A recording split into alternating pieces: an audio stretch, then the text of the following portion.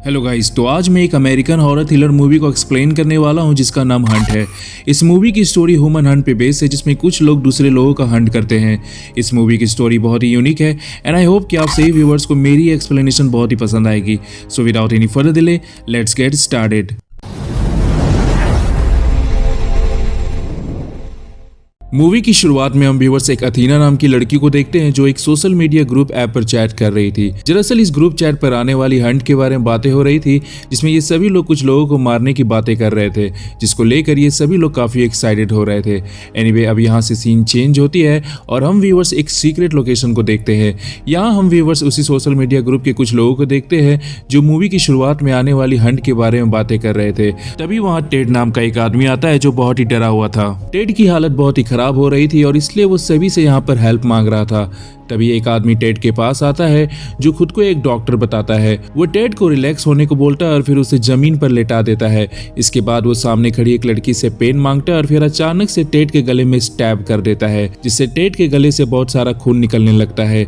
अब टेड बहुत ही घबरा जाता है और अपने आप को बचाने के लिए सामने पड़ी बोतल को उठा लेता है। अब टेड यहाँ सभी लोगों से अपने आप को बचाने की कोशिश करता है, मगर तभी वहाँ अथीना आ जाती है और अपनी सैंडल की हील को टेड की आंख में घुसा देती है, जिससे टेड की मौत हो जाती है। जिसके बाद अथीना टेड की आंख को अपने सैंडल से निकाल के फेंक देती है। एनीवे, अब यहाँ से सीन शिफ्ट होती है और हम व्यूअर्स एक योगा नाम की लड़की को देखते हैं जिसकी आंखें खुल रही होती है। योगा को हम व्यूअर्स एक जंगल में देखते हैं जिसके मुंह को एक बेल्ट से बांधा गया था। योगा के अलावा इस जंगल में कई और लोग भी होते हैं और इन सभी के मुंह को भी सेम तरीके से बेल्ट से बांधा गया था। दरअसल इन सभी को इस जंगल में प्रिजनर बनाकर यहाँ लाया गया था और आगे जो इन सभी के साथ होने वाला था वो इन सब ने कभी सोचा नहीं था। एनीवे, अब यहाँ से सभी लोग जंगल के बीच खुली जगह पर पहुंचते हैं जहां इन सभी को अपने सामने एक बहुत ही बड़ा लकड़ी का बॉक्स दिखाई देता है। अब इनमें से एक आदमी बॉक्स को खोलता है जिसमें सबसे पहले एक छोटा सा सुअर बाहर आता है। इसके बाद ये आदमी बॉक्स के अंदर से एक ट्रॉली को बाहर निकालता है जिसमें कई सारे वेपन्स यानी कि कई सारे हथियार होते हैं। जिसके बाद ये सभी लोग एक एक हथियार को उठा लेते हैं। फिर योगा को बॉक्स में एक चाबी मिलती है जिससे सभी लोग अपने मुंह पे लगी बेल्ट को खोल लेते हैं, मगर तभी अचानक इन सभी पर कोई छुपकर गन फायरिंग करने लगता है जिसमें सबसे पहले योगा की मौत हो जाती है। ये देखकर फिर एक दूसरी लड़की यहाँ से भागने की कोशिश करती है, मगर वो एक गड्ढे में गिर जाती है। अब उस लड़की को गड्ढे में गिरता देख एक आदमी उसकी हेल्प करने के लिए गड्ढे के पास जाता है, जहाँ वो देखता है कि इस गड्ढे में कई सारे शार्प रॉड लगाया हुआ था जो इस लड़की के सीने से आर पार हो गई थी। लकीली ये लड़की अभी भी जिंदा होती है और ये देखकर ये आदमी इस लड़की को गड्ढे से बाहर निकालता है। अब दोनों अपनी जान बचाने के लिए यहाँ से जंगल की तरफ भागने लगते हैं, मगर तभी इस आदमी का पैर जमीन पे पड़े माइंस पर आ जाता है, जिससे एक बहुत ही बड़ा ब्लास्ट होता है। ब्लास्ट होने की वजह से ये आदमी तुरंत मारा जाता है। वहीं ब्लास्ट की वजह से वो लड़की फिर से उसी गड्ढे में गिर जाती है। ये लड़की अब भी जिंदा होती है, मगर ब्लास्ट होने की वजह से इसका आधा शरीर पूरी तरह से ब्लास्ट हो चुका था। तभी वहां दूसरा आदमी इस लड़की की हेल्प करने के लिए आता है, मगर इस लड़की की हालत को देखकर वो बहुत ही डर जाता है। ये लड़की अपनी हालत को देखकर अब जीना नहीं चाहती थी, इसलिए ये लड़की इस आदमी को अपने आप को शूट करने के लिए बोलती है, मगर ये आदमी उसे शूट करने से मना कर देता है। जिसके बाद ये लड़की उसके हाथ से गन छीनकर अपने आप को शूट कर लेती है। जिसके बाद ये आदमी वहां से जंगल की तरफ भागने लगता है जहां उसे 3 और लोग मिलते हैं। अब इन सभी के सामने एक वायर का बैरियर होता है जिसे ये चढ़कर क्रॉस करने लगते हैं, मगर तभी इनमें से एक आदमी को पीछे से कोई छुपकर तीर से मारने लगता है। जिसके बाद ये आदमी भी उन अटैकर्स की तरफ भागते हुए गन फायर करने लगता है, मगर ये आदमी ज्यादा देर तक लड़ नहीं पाता है और तीर लगने से जमीन पर गिर जाता है। तभी वो अटैकर्स इस आदमी के सामने 2 ग्रेनेड फेंकते हैं जिससे ये आदमी भी मारा जाता है। एनीवे, अब इधर ये 3 लोग जंगल से बाहर निकलकर एक गैस स्टेशन में आ जाते हैं, जहां पर इन लोगों को एक बूढ़ा आदमी और एक बूढ़ी औरत मिलती है जो इस गैस स्टेशन के ऑनर होते हैं।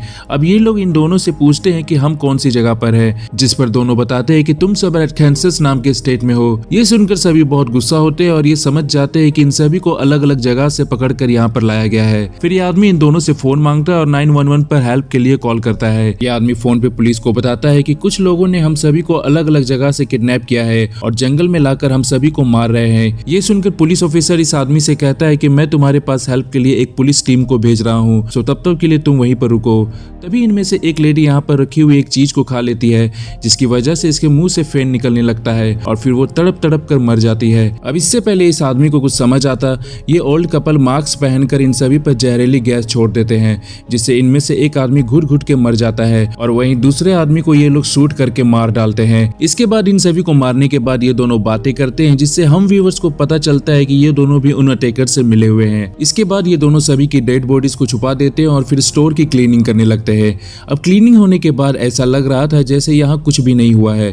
एनीवे, अब इसके बाद एक क्रिस्टल नाम की एक लड़की स्टोर में आती है और वो भी इनसे पूछती है कि वो अभी किस जगह पर है, जिसपे ये क्रिस्टल को बताते हैं कि वो अभी अरकानसास नाम के स्टेट में है। फिर इसके बाद क्रिस्टल इनसे सिगरेट खरीदती है, मगर जब बदले में इनसे चेंज मिलता है तो क्रिस्टल को इन दोनों पे डाउट होता है और वो तुरंत इन दोनों को शूट करके मार डालती है, क्योंकि क्रिस्टल को पता था कि अरकानसास स्टेट में इतनी एक्सपेंसिव सिगरेट नहीं मिलती है। क्रिस्टल यहाँ समझ गई थी कि ये दोनों भी अंडरटेकर से मिले हुए हैं, इसलिए इन दोनों को मार डालती है। इसके बाद क्रिस्टल बाहर आती है, जहाँ उसे एक ट्रक दिखाई देता है। क्रिस्टल इस ट्रक के नंबर प्लेट को हटाकर देखती है, जिसके पीछे एक दूसरा नंबर प्लेट होता है जो कि किसी दूसरे स्टेट का होता है। अब इससे क्रिस्टल श्योर हो जाती है कि ये अरकानसास स्टेट नहीं बल्कि कोई और ही जगह है। एनीवे, अब क्रिस्टल इस ट्रक में बैठने जा ही रही होती है कि तभी क्रिस्टल की नजर डोर से लगी एक वायर पर पड़ती है जो एक बॉम्ब से कनेक्टेड होती है। क्रिस्टल यहाँ समझ जाती है कि यह एक ट्रैप है और अगर वो इस ट्रक की डोर को खोलती है तो वो ब्लास्ट से मारी जाएगी।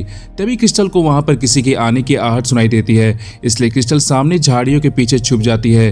तभी वहां एक गैरी नाम का आदमी आता है जो इस ट्रक की डोर को खोलने ही वाला होता है, मगर तभी क्रिस्टल वहां आ जाती है और गैरी को ट्रक से दूर होने को बोलती है। वो गैरी को बताती है कि ये ट्रक एक ट्रैप है जिसमें एक बॉम्ब लगा हुआ है और अगर तुम इस ट्रक की डोर को खोलते हो तो तुम ब्लास्ट से मारे जाओगे। ये सुनने के बाद गैरी क्रिस्टल को थैंक्स बोलता है और फिर दोनों एक साथ ट्रेन की पटरियों की तरफ चलने लगते हैं। तभी इन दोनों को एक ट्रेन आते हुए दिखाई देता है जिसमें ये दोनों चढ़ जाते हैं। अब ट्रेन पर इनके अलावा और भी लोग होते हैं जो कि रिफ्यूजीज थे। क्रिस्टल इन रिफ्यूजीज से बातें कर रही होती है, मगर गैरी क्रिस्टल को इन सभी से बात करने से मना करता है। दरअसल गैरी को इन सभी पर शक होता है। वो क्रिस्टल से कहता है कि ये रिफ्यूजीज उन सभी से मिले हुए हो सकते हैं जो हमें मारना चाहते हैं। अब इसके बाद ये ट्रेन एक आर्मी एरिया में रुक जाती है जहां पर कई सारे सोल्जर होते हैं। ये सोल्जर सभी लोगों को बाहर निकालते हैं और सभी लोगों से पूछताछ करने लगते हैं। गैरी इन सोल्जर को बताता है कि वो और क्रिस्टल अमेरिकन है, मगर इन दोनों के अलावा सभी रिफ्यूजीज हैं जो इलीगल तरीके से ट्रेन में छुपे हुए थे। ये सुनने के बाद सोल्जर को गैरी की बात पे विश्वास नहीं होता है और वो यहाँ से चले जाते हैं। तभी इन रिफ्यूजीज में से एक माइक नाम का बंदा गैरी के पास आता है, जिससे गैरी का झगड़ा हो जाता है और फिर दोनों में हाथापाई होने लगती है। तभी माइक के बैग से कुछ जमीन पे बॉम्ब गिरते हैं, जिसको गैरी उठाकर माइक के पेंट में डाल देता है, जिसके बाद बॉम्ब ब्लास्ट होता है और फिर माइक मारा जाता है। इसके बाद ये सोल्जर इन सभी को एक रिफ्यूजीज कैंप पर लेकर आते हैं, जहां क्रिस्टल की मुलाकात एक आदमी से होती है। यह आदमी क्रिस्टल से बातें कर रहा होता है कि तभी वहां एक और आदमी आ जाता है जो इन दोनों को अपने साथ ले जाने लगता है। गाड़ी में यह आदमी इन दोनों से काफी पूछताछ करता है और फिर ये भी पूछता है कि कोई तो रीजन होगी जिसके कारण तुम दोनों को प्रिजनर बनाकर यहाँ लाया गया है। अब इस बात से क्रिस्टल को इस आदमी पे शक होता है, जिसके बाद इस आदमी को लात मार के कार से बाहर गिरा देती है। यह आदमी अब भी जिंदा होता है, इसलिए क्रिस्टल कार को रिवर्स करके इस आदमी के ऊपर चढ़ा देती है, जिससे यह आदमी भी मारा जाता है। अब ये देखकर डॉन क्रिस्टल पे बहुत गुस्सा होने लगता है और वो कहता है कि तुम्हें इस आदमी को नहीं मारना चाहिए था, क्योंकि ये आदमी हमें बचाने की कोशिश कर रहा था और ये आदमी हमें ये भी बता सकता था कि वे लोग हमें क्यों मारना चाहते हैं। मगर क्रिस्टल डॉन की बातों को इग्नोर करती है और वो कार की बूट को खोलती है, जिसमें गैरी की डेथ बॉडी होती है। ये देखकर डॉन भी अब समझ जाता है कि ये आदमी भी उन लोगों से मिला हुआ था और अगर क्रिस्टल इस आदमी को नहीं मारती तो ये आदमी भी इन दोनों को मार देता। अब डॉन क्रिस्टल से कहता है कि बाकी के सभी लोग मारे जा चुके हैं और अब सिर्फ वो दोनों ही बचे हैं। एनीवे, अब यहाँ से सीन शिफ्ट होती है और हम व्यूअर्स फिर से उसी जंगल की खुली जगह को देखते हैं जहाँ पर मूवी की शुरुआत में इन सभी को प्रिजनर बनाकर लाया गया था। अब यहाँ हम व्यूअर्स पहली बार एक सीक्रेट लोकेशन में कुछ लोगों को देखते हैं जिनके पास कई सारे हथियार थे। दरअसल ये लोग और कोई नहीं बल्कि वही हंटर्स होते हैं जो मूवी की शुरुआत में लोगों को छुपकर मार रहे थे। एनीवे, अब डॉन और क्रिस्टल भी इस जगह पर पहुंच जाते हैं। इसके बाद इन सभी हंटर में से एक आदमी बाहर टॉयलेट करने के लिए आता है। तभी मौका पाकर क्रिस्टल इस आदमी का गला रेत कर मार डालती है। फिर डॉन सभी हंटर्स को डिस्ट्रैक्ट करने के लिए एक सुअर को अंदर फेंकता है, जिसके बाद क्रिस्टल अंदर आकर सभी हंटर्स को एक एक करके मार डालती है। अब सभी को मारने के बाद क्रिस्टल यहाँ से निकल ही रही होती है कि तभी एक हंटर क्रिस्टल पर अटैक करता है और उसे मारने की कोशिश करता है। क्रिस्टल भी फाइट बैक करती है और हंटर को मार मार के घायल कर देती है। तभी सामने पड़ी रेडियो से किसी लड़की की आवाज आती है जो डॉन को बोल रही होती है कि उसने क्रिस्टल को अभी तक मारा है या नहीं। ये सुनकर क्रिस्टल को डॉन पर शक होता है और वो तुरंत डॉन को भी मार देती है। अब क्रिस्टल को यहाँ ये पता चलता है कि इन सभी हंटर्स का मास्टरमाइंड रेडियो पे बोलने वाली वो लड़की है जो इस हंट को लीड कर रही थी। एनीवे, अब क्रिस्टल उस मास्टरमाइंड लड़की का नाम और एड्रेस घायल हंटर से पूछती है।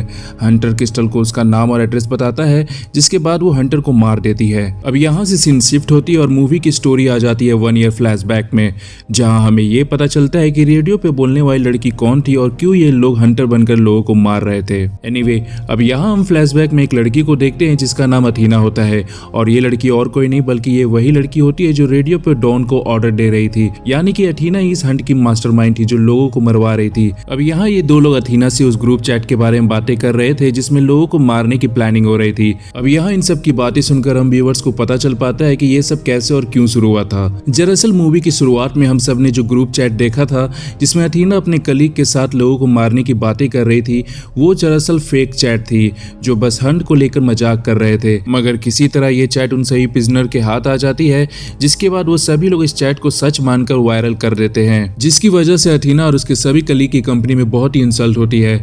और फिर किसी तरह ये चैट कंपनी के हेड के पास भी पहुंच जाती है, जिसके बाद कंपनी के हेड अथीना और उसके सभी कलीग को जॉब से निकाल देते हैं। अब इस बात से अथीना और उसके कलीग बहुत ही गुस्सा होते हैं और फिर ये सभी लोग प्लान करते हैं कि ये उन 11 लोगों को जिंदा नहीं छोड़ेंगे और फिर उन सबको मारने का प्लान बनाते हैं।